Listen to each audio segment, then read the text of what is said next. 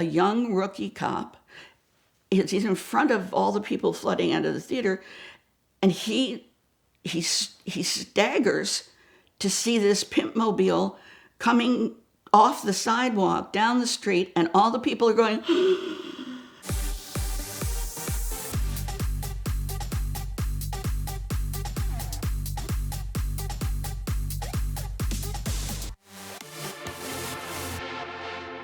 Okay, I'm going to tell you and share a terrible story with you that I have never told before, and I'm not proud of it. And you won't be proud of it either when I tell you. But again, it had to be in the 70s, mid-70s, okay, because Brock and I had just gotten to know each other. I was in the process of getting a divorce. He was in the process of getting a divorce. And my first husband worked for Car and Driver. He was an ad salesman for Car and Driver. And it was a small knit community. We're in New York, a whole group of the Car and Driver people and some people from CBS, and I don't know why else. I blocked the whole thing. I was living in Westchester. I was a little suburban housewife with two little, kids. And I was invited down to come to this gathering of Car and Driver people and whatever. And I wore my nice, in those days, little black business suit and a string of pearls. And I had my two children. And I was a very, very proper kind of middle-class wife. So my father says, well, here, take my car. And his car was a white Cadillac with darkened black tinted windows that was huge. And for some reason, when I drove it into New York City, it had the vague feel of a pimp mobile. I worked in New York City all the time, so I saw all this stuff, but it would be like one of those cars coming down the street was kind of stealth. Why my father was a little old Italian man, why he probably didn't even notice the tinted windows anyway. So I took this pimp mobile to New York City and just for the evening to use it. So we all gathered at, I think it was a Landmark Tavern in New York City. I can't be sure, but I think it's on 8th Avenue. And it was a hangout for like Yates, and Max was one of the big movers and shakers at Charlotte Motor Speedway. And he knew Brock. And then there was another guy who was the former ad director of Car and Driver. His name was Burge Hewlett. He worked for Woman's Day. And then he went as ad director to Car and Driver. And Burge had almost a fatal heart attack, which changed his life. He lost 200 pounds, and he became an absolute raving maniac. It's like he survived, and so he was going to do everything, be everything, say everything, eat everything that he could because he was alive. It really changed his life, literally. But he also acquired the nickname of Dr. Bondo. And there were a couple of secretaries from CBS. So we all met at this Landmark Tavern. And I had not met most of these people before, but I met them. And then we had our dinner, and they were drinking, and I don't drink, so I was watching them all get drunk. And they were fairly well behaved at that point. And then I said, well, I've got the big car. Instead of taking taxis, we'll get in the Cadillac, and we'll drop you off wherever you want to be. It's safer. It's 11 o'clock at night, New York, and whatever. And Brock says, well, I'll drive. And I said, it's my dad's car. And he said, well, I can drive. And I said, oh, we're playing alpha male here. So, yeah, he's the race car driver. I guess it's, I better let him drive.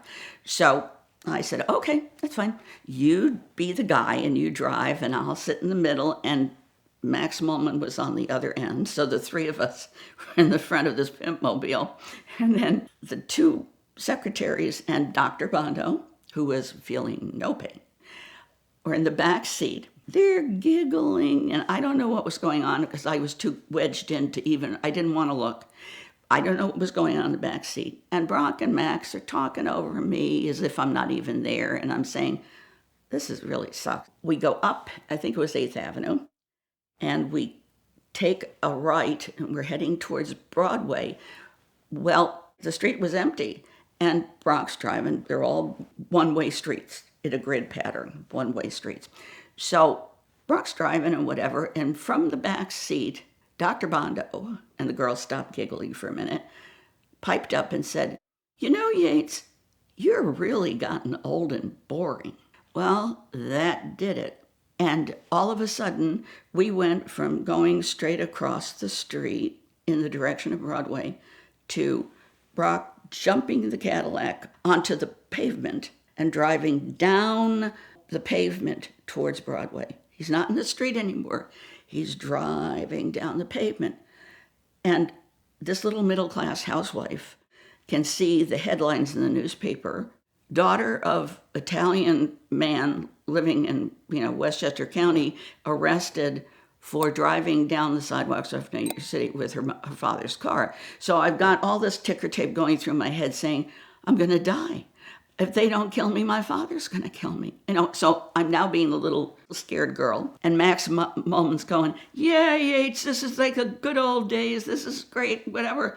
And I'm saying, shut up, please, everybody, please. Just at that time, Broadway theaters let out. All the people going to the shows are opened, and they are now on the flooding the streets on Broadway and the side streets as Brock is driving down, and he wasn't really drunk, driving down the corner of the street. Around the corner comes a cop, a young rookie cop. He's in front of all the people flooding out of the theater, and he staggers to see this pimp mobile coming off the sidewalk down the street, and all the people are going, and the young cop stands there, and he gets a position, and he pulls his gun. I'm going to die, I know it, or I'm going to kill them first. Brock hits the brakes, the car stops, and jumps off the curb, and he's back on the street. The cop's standing there like this, and he's shaking. He's a kid. He's a rookie cop, we found out. And the young cop didn't know what to do because he's got a crowd of people saying, well, you're going to lock him up and you arrest him and whatever. And the cop is terrified because he doesn't know if two giant pimps are going to get out of the car and try to blow his brains out. So I'm sitting there. The car has gone from euphoria and Mardi Gras to saying nothing. Mullen is silent. Brock is silent. The ladies and Dr. Bondo are silent. It's me. And I said to them, I'm going to kill you. When I get out of here, we're going to die. And Brock says under his breath, Max, I don't think we're going to make this one. We're going to jail. And I said, I don't know how you wouldn't be going to jail. And that means I'm going with you. The cop puts his gun down and he approaches the car. He still can't really see in it. The door opens of the Cadillac.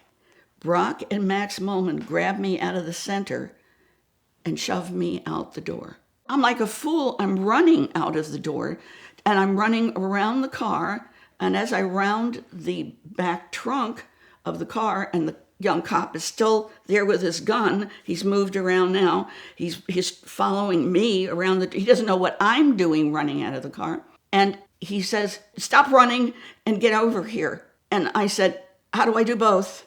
And he said, just come. And I said, officer, you're so cute. You're such a sweet young man. And I've got my black suit and my pearls and whatever. And I'm saying, now I'm a mother. And I have 2 little children. I don't know how this happened. This is so strange. Please put the gun down, officer. And I wind up walking over to him and I'm petting him like he's some sort of cat or a dog. My first instinct is to just pet him and trying to calm him down. And I said, put the gun down. I said, please, there's no need for that. Look at me. I'm a mother. And I'm throwing everything I possibly can at him. And he finally puts the gun away and he says, what's he doing driving that car? And I said, oh, he's a race car driver. He's a professional driver, officer. I know this is stupid, and he'll never do this again, I promise. But he's a good driver. He said, let me see his license. So over, and I said, don't say a word. I'm looking in the window with the officer. And so Max gets the papers out, and it's my father's case. He said, who's the man who owns this? It's not this man. I said, that's my dad. And I said, oh my God, he'll be so upset. And so upset, officer. And I said, I'm so sorry. I don't know I can't say anything to you. What can I say? And the officer said to him, he looks at him, he said, let me tell you, buddy, you better go back to upstate New York where you come from. Everybody's standing around looking, and Max and Brock are waiting to be put in handcuffs and taken out of the car. They cannot believe, they are so quiet, they can't believe that something is not going to happen because of this. The young cop said to me, I want you to drive, get them out of the seat, and don't let this happen again. And I'm saying, oh, officer, in a million years. I said, look at me, I'm scared to death. So, and I'm petting, more petting. Petting is good. The cop wanders off and he pushes the crowd back and whatever. I get back in the car. I stick the two guys together. And now I'm driving slowly across Broadway, and the crowds are looking and wondering, what the hell's going on here? Why didn't they do anything? And I'm creeping along because I'm so scared and I'm so angry. I said, you guys are awfully quiet for some loudmouths. And Brock said, what did you say to him? Look, Max, we're not going to jail. And I said, my pledge to you is I will never tell you how I got you out of this. You can want to do, for the rest of your life, you can ask, but I will never volunteer how I did this. We kept on going. And I dropped everybody off, and everybody was very proper, and they kept their mouths shut. And I got rid of all of them, and I drove back to Westchester County and brought my father back his car, having never told him a word about any of it. But the next day, Brock said that the two guys called him and said, if you don't marry her, they said, what an incredible tool she could be. She could get you out of trouble forever. And Brock said, what if I don't like her? And he said, don't give in. Just take her. She's worth it. And if you don't want her, we'll take her. So, I mean, that is a for true story. I swear it is. I'm not proud of it. It sounds really horrible, but it really did happen. We'd like to thank the Ticket Clinic for supporting VINwiki this month. When you get a ticket, no matter where it happens, you're risking points on your license, costly fines, insurance premium increases, and risks of suspension or jail time. So it's more important than ever to have great representation. The Ticket Clinic is a nationwide law firm that can help you fight a ticket no matter where you get it. It's easier than ever to start a relationship with them. You'll just take your ticket, snap a picture of it, and text that picture to 305-305. You can also reach them at the link in the description below to thank them for their support of VINwiki and fight your ticket with the Ticket Clinic.